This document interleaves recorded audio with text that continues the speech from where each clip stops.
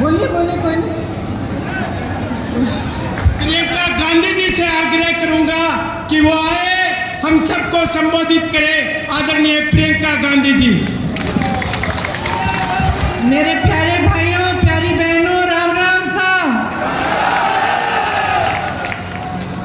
आदरणीय श्री अशोक गहलोत जी, श्री गोविंद दोतासरा जी, श्री सुखजिंदर सिंह रंधावा जी, श्री नीरज डांगी जी, श्री वैभव गहलोत जी, श्री समरजीत सिंह जी, श्री रतन देवासी जी, श्री मोतीराम कोहली जी, श्री सुखराम बिश्नोई जी, भंवरलाल मेघवाल जी, श्री आनंद जोशी जी, श्री रामीला मेघवाल जी, श्रीमती रामीला मेघवाल जी, श्रीमती सरोज चौधरी जी, श्री लीलाराम गरासिया जी, आप सबका और मंच पर उपस्थित सभी नेता गण का इस सभा में बहुत बहुत स्वागत। वीरों की ये धरती है राजस्थान। यहाँ आकर खुशी होती है, गर्व महसूस होता है।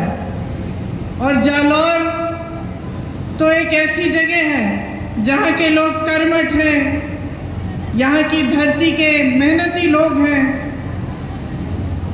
जब यहाँ से आप बाहर भी जाते हैं, पलायन करके काम करके दिखाते हैं, बड़े बड़े व्यापार आपने बनाए, खूब रोजगार आपने दिलवाए। यहाँ पे भिनमाल में मोजड़ी का उद्योग है। आप सबका बहुत बहुत आदर करते हैं और क्योंकि मैं आपका आदर करती हूँ, आज मैं आपसे कुछ सीधी सीधी बातें करना चाहती हूँ। वरना चुनाव के समय क्या होता है कि लंबे लंबे भाषण दिए जाते हैं।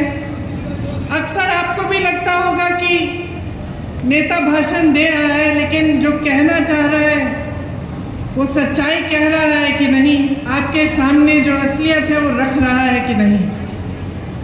इसलिए मैं चाहती हूँ कि आपसे कुछ बातचीत करूँ, आपके सामने एक सच्चाई रखूँ, ताकि जब चुनाव आएगा, जब दिन पोलिंग का दिन आएगा, तो आप ठीक तरह से अपने विवेक को इस्तेमाल करके पूरी जागरूकता से अपना वोट दे पाएं। देखिए, चुनाव का जो समय होता है वो हिसाब लेने का समय भी होता है कि नहीं? अभी हाल में राजस्थान का चुनाव था। आप अशोक गहलोत जी की सरकार से खुश भी थे, हो सकता है थोड़ा सा शिकवा गिला भी था, इसीलिए आपने सरकार बदली कि नहीं? हाँ कि नहीं? तो देखिए, आपने सरकार बदली और क्या देखा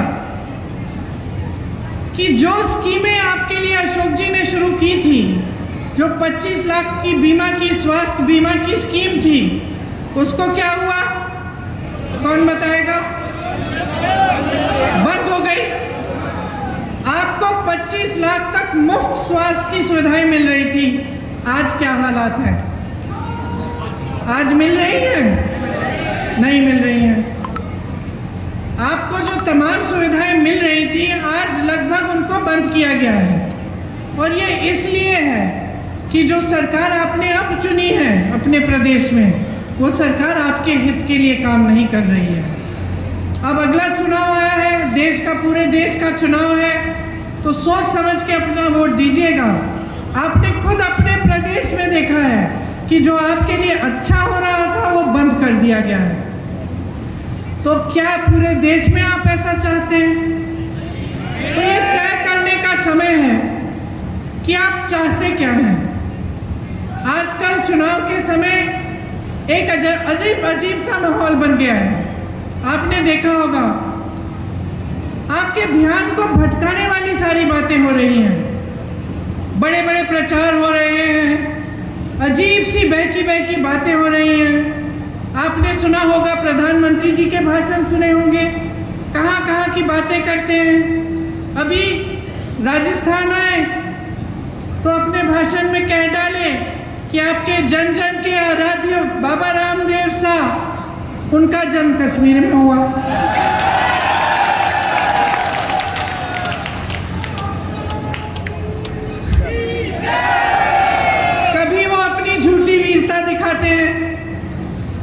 शेखी मारनी होती है, कभी कबीरदास जी को गोरखनाथ जी से मिलवा लेते हैं अपने भाषण में, कभी गटर से गैस बनाते हैं, कभी बादल में मिसाइल छोड़ देते हैं, कभी मांस मछली की बात करते हैं, कभी ईमेल उस समय की बात करते हैं जब ईमेल था ही नहीं, उस जमाने की बात करते हैं कि मैंने तब ईमेल भेजा, कभी हवा में उड़ते हैं तो कभी समुंदर के नीचे चले जाते हैं। तो मैं आपसे एक सीधी सी बात पूछना चाहती हूँ बहनों और भाइयों, आप दूर दूर से यहाँ आए हो एक नेता की बात सुनने के लिए, इन बातों से आपके जीवन का क्या मतलब है बताइए? कोई मतलब है?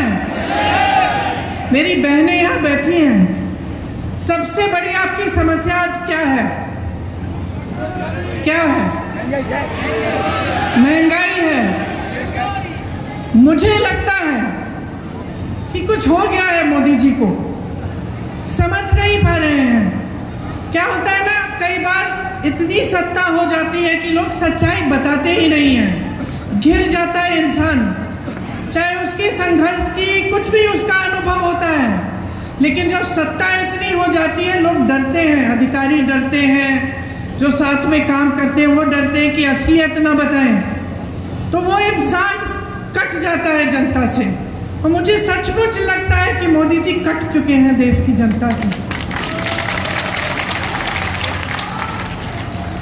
कैसी कैसी बातें कर रहे हैं, जब आपकी समस्याएं सीधी सीधी महंगाई, बेरोजगारी सबसे बड़ी समस्याएं। 10 सालों में आप बताइए मुझे, महंगाई घटी है?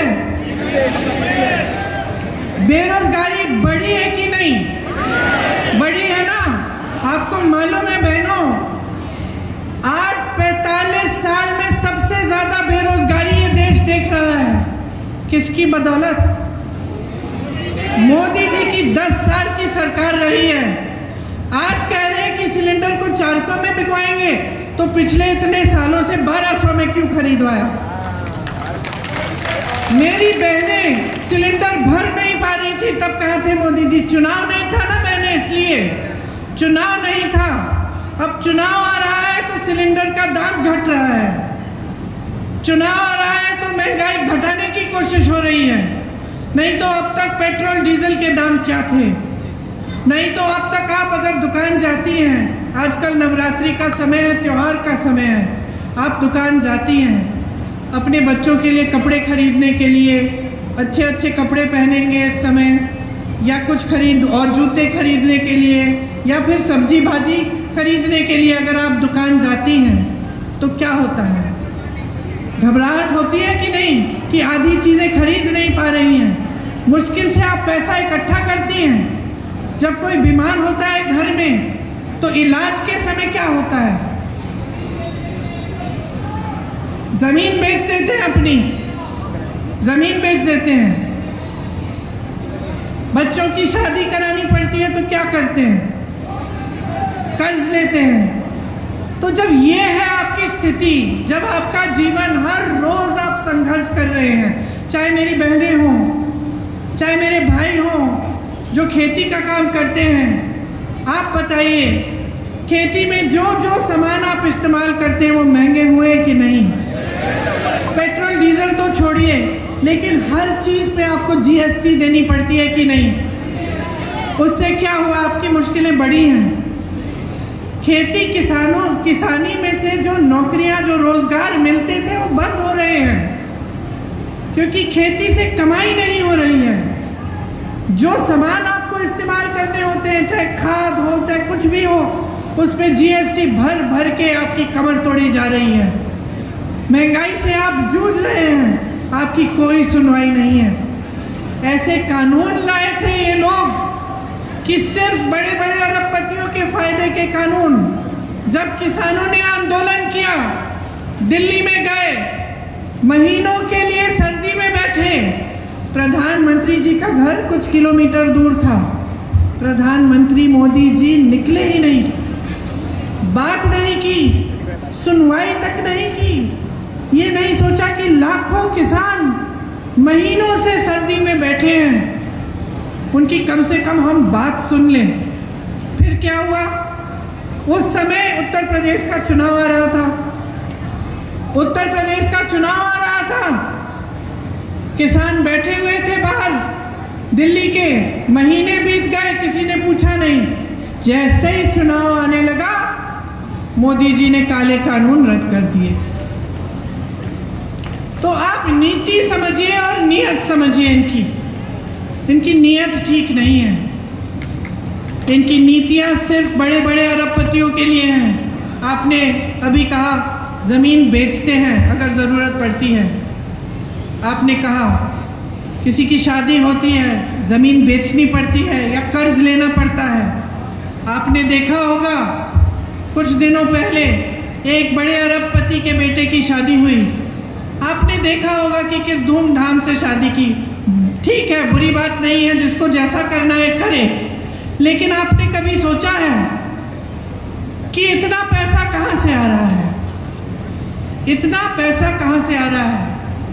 इतना पैसा इसलिए है इन लोगों के पास क्योंकि मोदी जी ने इनके कर्ज माफ किए हैं। 16,000 करोड़ रुपए के इनके कर्ज माफ किए हैं।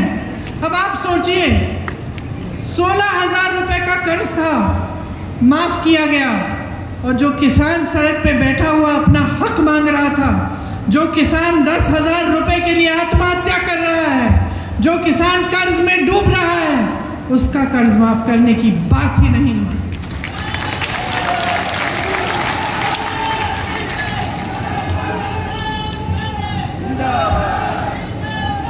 आपको सिर्फ ये दिखाया जाता है पूरी मीडिया में, टीवी पे, आप फोन खोलेंगे तो फोन पे आपको यही दिखाई देता है कि देश आगे बढ़ रहा है, तरक्की हो रही है, सब बहुत खुशहाल हैं।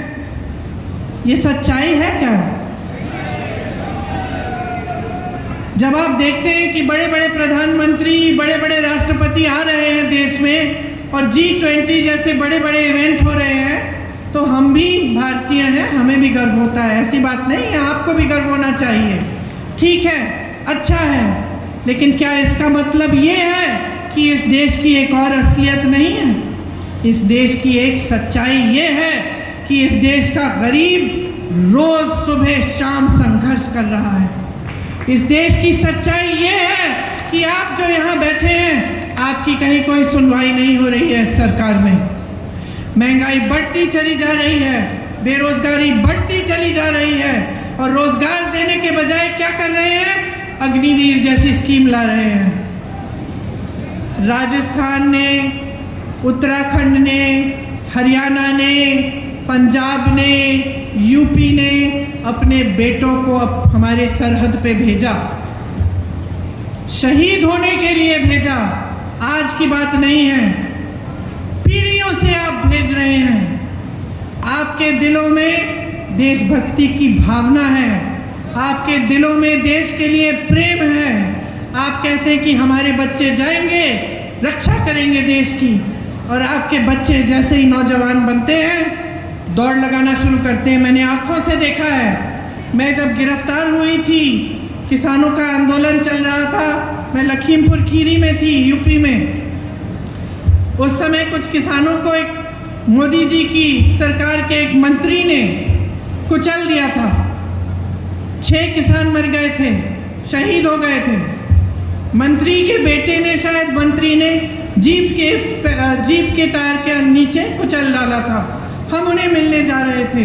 उस समय पुलिस हमारे पीछे पीछे थी और हमें पकड़ने के लिए आए कि आपको गिरफ्तार करना, आप नहीं जा सकते, क्योंकि हम चाहते थे कि हम उनके परिवारों से मिलें। तो सुबह के 3:30 बजे थे, अंधेरा था अभी, और हम एक गांव के बाहर रुके हुए थे कि हम किस तरह से लखीमपुर खीरी पहुंचे पुलिस के बिना, के पकड़े बिना।